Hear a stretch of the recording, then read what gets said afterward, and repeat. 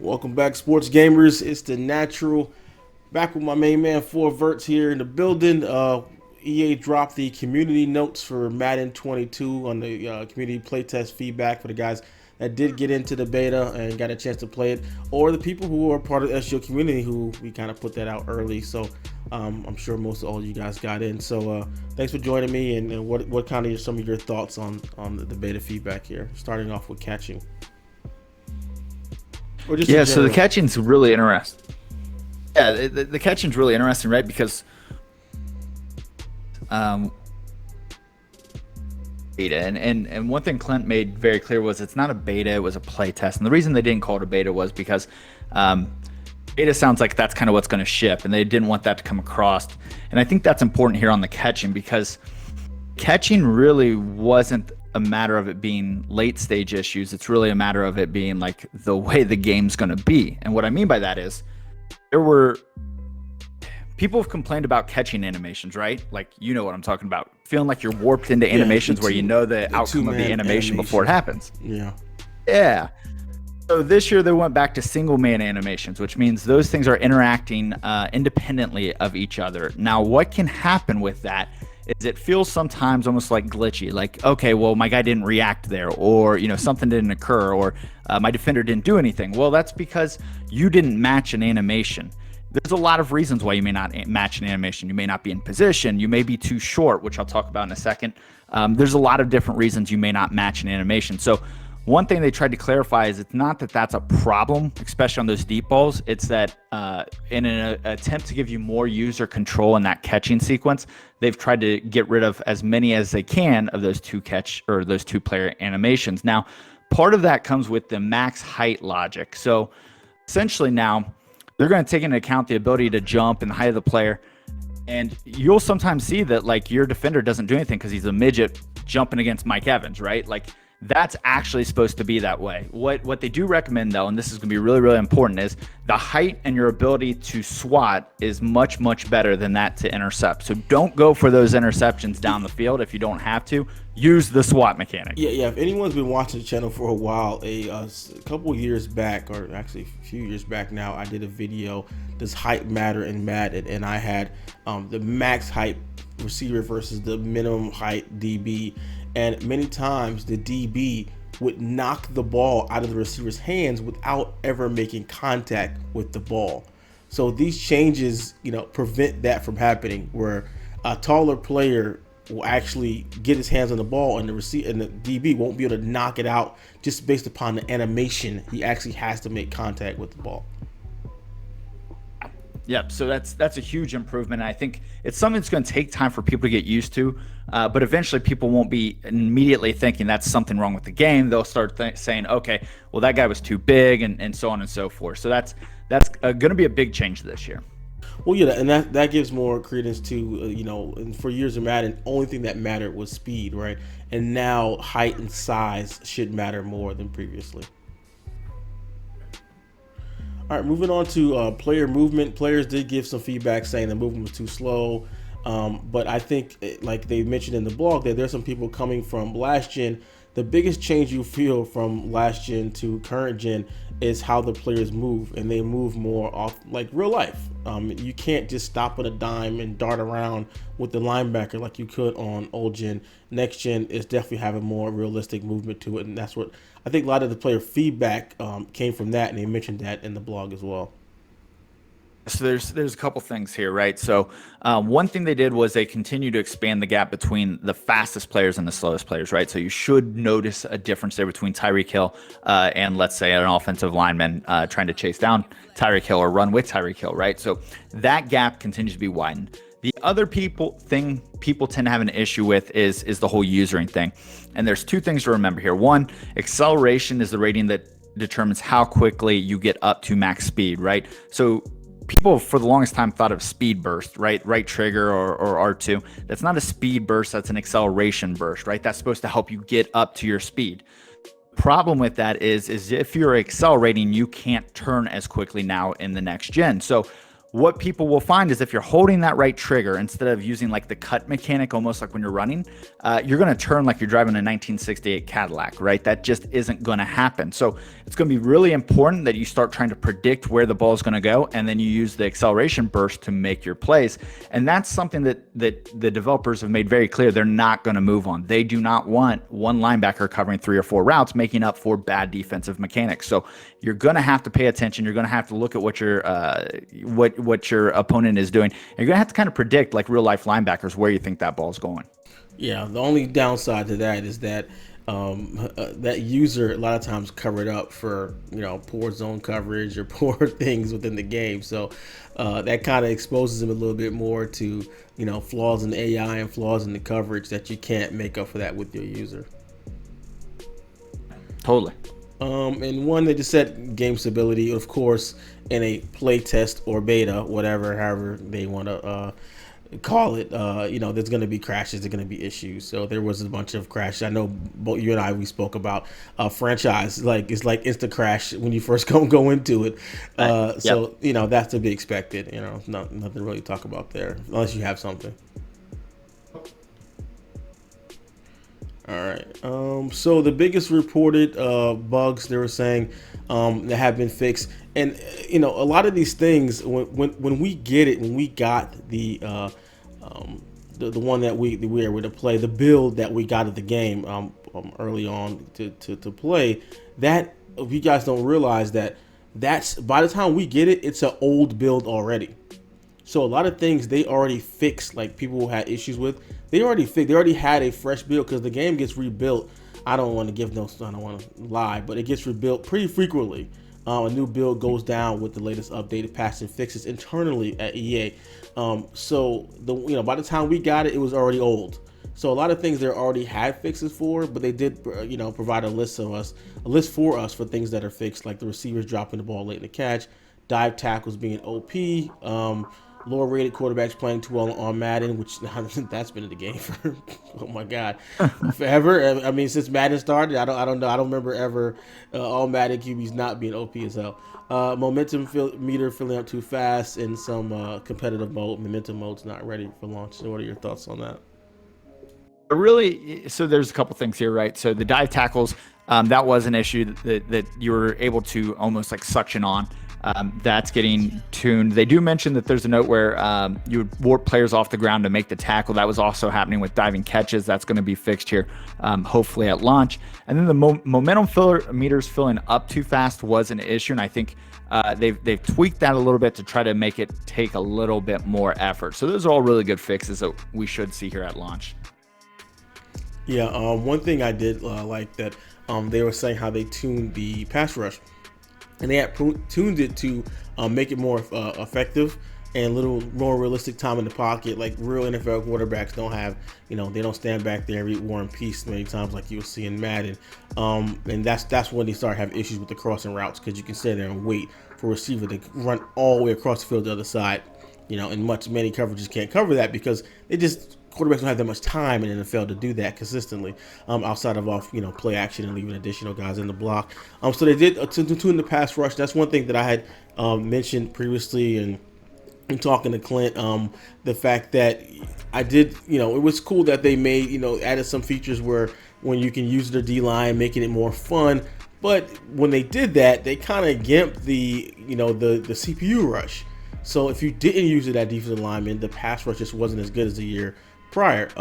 So now I guess they're kind of reversing that and trying to find that balance of not having always the user your defensive line to make it effective. Well, one of the ways they did that, right? So what they did was they unlocked the AI controlled pass rush moves on the edges when you're not engaged, right? So all those speed rush moves that weren't getting used last year, which was kind of crazy that the CPU wasn't using them, they're now being used, which is helping with the effectiveness of the AI-based pass rush. And I think that's been a huge advantage to what we've seen. The other thing they've done, which is really cool, is they've balanced out pass rush by kind of looking at the logic around like lower man pass rush, or lower count, right? So 3-man and less. And that's good, right? Because especially on the competitive style, people only rushing 2 or 3 or whatever and getting home, That's just not going to happen with double team. So a lot of things to be done here with pass rushers, but I'm in the camp that thinks that pass rush last year was just non-existent too often, unless a user was doing it. And so by getting a little more pass rush now, I hope to see people trying to get the ball out quicker. Yeah, I totally agree with that. I'm more of a defensive coach, so just not like how they kind of tune in the pass rush. I definitely prefer the Madden 20 pass rush. Moving along, they said they're gonna add more gunslingers, some QB release changes. That was one thing previously last year that people were kind of pissed off about. The QB releases they feel like is being too slow, or a lot of sack out of fumbles from sacks and stuff like that. So it seems like they're trying to get that. But like I feel like EA, the dev, they swing the pendulum one way and have to slowly try to swing it back to balance that out. And what they said on this one was that they are going to add it to more people, but they're still looking at ways to maybe tune it to make it so it doesn't feel like you need to have that ability. So look for more changes to come on that one. Yeah, and one big one that people complain a lot about is the QB contain, especially on next gen. The league that I'm in had moved from the previous gen to next gen, and you've seen a big increase in quarterback rollouts, quarterback play action, and so they feel like the contains just weren't doing their job. So that's one thing that they're seeming like they're trying to address here as well. Those are just going to go deeper into the backfield now. So kind of those bubble rollouts won't break contain as easily as they have in the past. All right, and so another thing that they're talking more about the contains, about the improvements versus the tight end delay fades. That was something that people definitely took advantage of, putting the tight ends on delay and kind of doing that rollout where you have a crosser, you have several options. If those are covered, you would let go of the tight end delay and he will be wide open. And that was kind of, I won't say an exploit, but just a tactic that a lot of people used or abused. Yeah, and so with that phase, there's a lot of different ways, right? And so they talk about in man coverage, the guy sticking with the tight end longer just to ensure that, there's just a lot of things here that they did to fix this, and I think that's going to be a welcome change because you did start seeing that a lot about middle of the year, and then that became like a go-to for a lot of people. Yeah, touch a little bit on the RPO fixes. Just tuning to improve the angle of read defenders, and the quarterback no longer be able to turn and run for completing his first step after faking the handoff. I feel like outside of this, there were more issues with RPOs outside of that. I've seen some crazy glitchy stuff with RPOs. I don't know if this covers that. Yeah, a lot of times, like being able to throw it so late in the handoff backside is one of those things that kind of annoy me, like a bubble to the backside. That's something I kind of struggle to understand how that guy, if I'm in the middle of a handoff, will know the bubble to the backside's open. So there's some issues there, but this is a good one just because it was really creating some issues where guys were too fast to be able to pull that and run when they should have to hold that a bit longer. All right, and moving on, they have one direction indicator fixed. Yeah, you don't want to get that wrong. And the playbooks, all the playbooks are updated.